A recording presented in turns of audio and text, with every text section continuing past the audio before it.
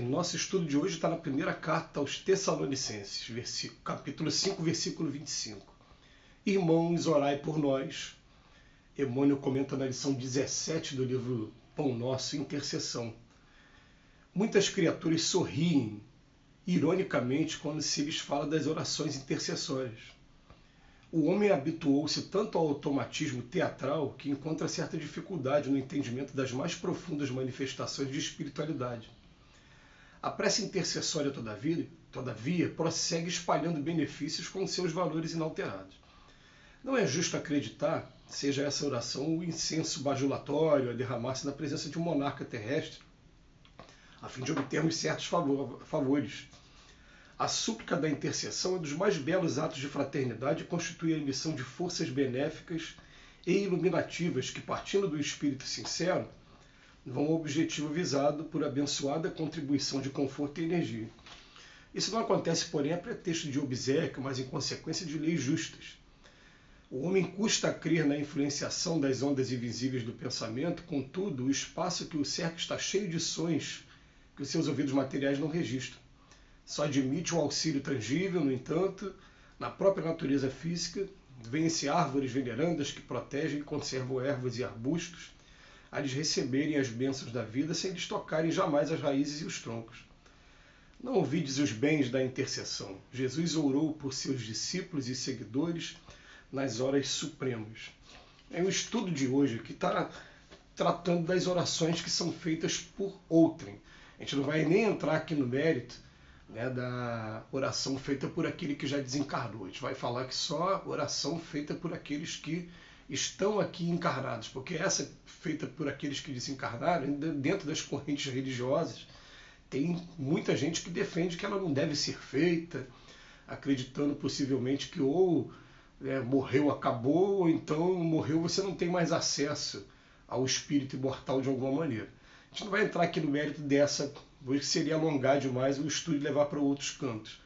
Mas a gente vai entrar no mérito do seguinte, de falar que, em primeiro lugar, a gente precisa disciplinar na gente o costume da oração, porque o costume da oração ela vai acabar sendo estabelecendo o intercâmbio, sendo o principal móvel de intercâmbio nosso com nossos amigos do plano espiritual que estão nos ajudando.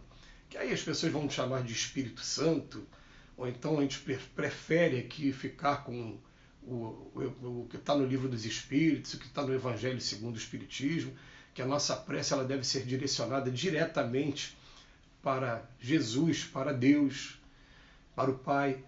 Pode-se fazer prece pelos bons espíritos, está lá na pergunta 666 do livro dos Espíritos. Até pode, mas eles só vão fazer aquilo que está ao alcance deles e que se tiver autorização de Deus. Então, o mais seguro é faz a prece direcionada diretamente a Deus. A gente faz a prece normalmente louvando, pedindo, agradecendo, mas e a prece que a gente pode fazer por aqueles amigos que estão aqui perto da gente? A prece intercessória. Em primeiro lugar, vamos explicar aqui uma coisa.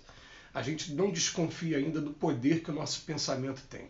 A gente está aqui na Terra ainda, em pleno século XXI, com muitas pessoas não desconfiando o quanto eles podem estar ajudando ou prejudicando muito com a força do pensamento. Então vamos pensar assim, a principal forma de comunicação entre os espíritos é através do pensamento.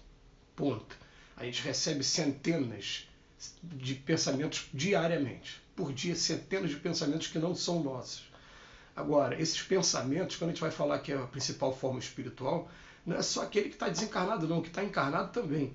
Eu pensei aqui, eu mando, como se fosse um telefone celular, né, como se fosse uma mensagem. Eu mando essa mensagem para a pessoa que está sendo objeto das minhas atenções.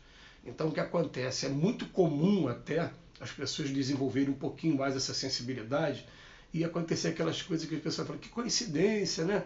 Eu estava pensando em você agora mesmo e você me telefona. Na verdade, foi transmissão de pensamento. Tem um exercício muito interessante também, que é bom de fazer, quando estiver na rua, vocês verem o poder do pensamento. Escolha uma pessoa que esteja bem distante da gente e olhe para aquela pessoa e foque o pensamento, joga a força do pensamento para cima dela. Só como um exercício, só como um teste. Vocês vão ver o seguinte, essa pessoa, às vezes, ela está ocupada, está olhando, ela vai sentir a força do teu pensamento, ela vai se voltar para a sua direção. E quando ela vê que trata-se de uma pessoa que ela não conhece, ela simplesmente vai voltar a fazer as coisas que ela estava fazendo antes.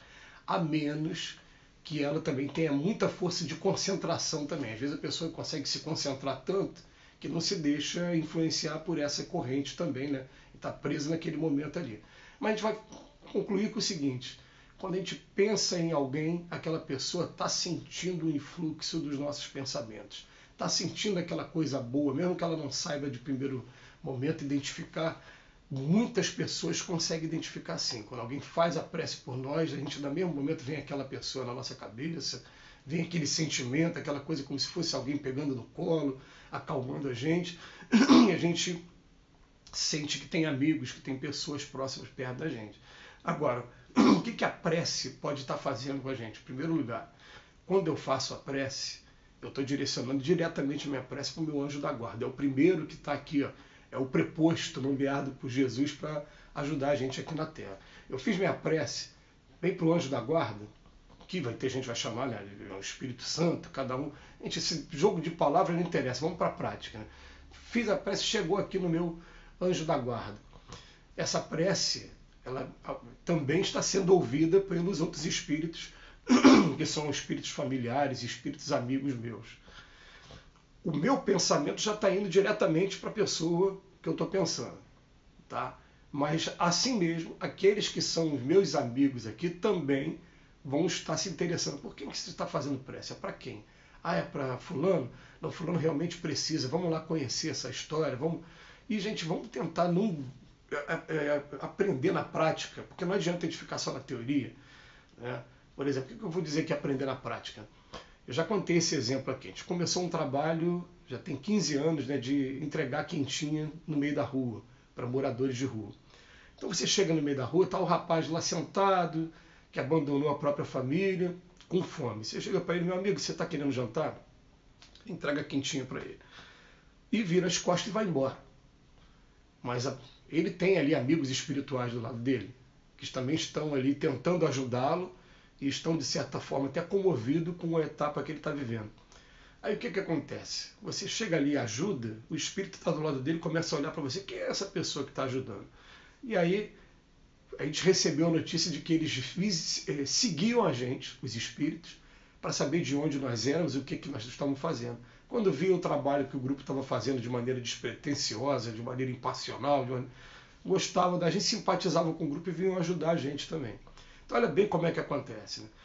Tem todo um mundo espiritual ao nosso redor que a gente ou insiste em não dar atenção, porque a gente não está vendo, mas algumas pessoas têm já nascem dessa maneira, sensíveis a esse mundo espiritual.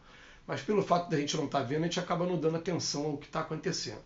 Esse mundo espiritual é igual ao nosso, gente. Se eu começar a fazer oração por alguém que eu me preocupo, os meus amigos aqui vão chegar perto dos outros lá também, falam, o que está acontecendo? Vão virar para aqueles que estão querendo atrapalhar, falam, peraí, gente, dá um tempinho agora, igual a gente faz aqui entre um amigo meu, deixa ele um pouquinho agora, deixa ele está tentando se resolver, ele vai se resolver, dá aí um voto de confiança agora, e vai tendo esse intercâmbio, essa proteção o tempo todo, que a gente muitas das vezes não vai sentir, quanto mais falta de sensibilidade para isso, mais a pessoa quer se tornar materialista, se torna cética. Isso tem a sua razão, tudo bem que tem a sua razão, mas também a providência divina não vai fazer nada para modificar isso, porque a ideia é busca e achariz. Batei e a porta vai abrir. Não vai abrir sozinha, não. Até porque para essas pessoas, até se a porta abrir sozinha, ela vai dizer que não acredita. Quem tem que ter o trabalho de buscar é a própria pessoa mesmo, né? Então o que acontece? Vale a pena sim, a gente afirma, a gente fazer a nossa prece e pedindo por aqueles que a gente ama, pedindo por aqueles que a gente se preocupa, pedindo aqui, ó, a prece, por exemplo, que a gente faz aqui sempre com relação aos trabalhos que a gente está realizando no nosso círculo religioso. Todo dia eu faço a minha prece pensando naquelas pessoas que estão comigo, ombro a ombro, lado a lado, nos nossos trabalhos. É daquele dia. Por exemplo, qual é o trabalho hoje? Se a gente estivesse hoje no trabalho presencial, hoje seria dia de reunião pública e passe de cura. Então eu vou mentalizar aqui na minha prece, pedir por todos aqueles que trabalham comigo dentro do passe de cura. E assim vai dia após dia. É um exercício que vale a pena a gente começar. Que Jesus nos abençoe hoje e sempre. Mais uma vez a gente agradece a Emmanuel por suas reflexões.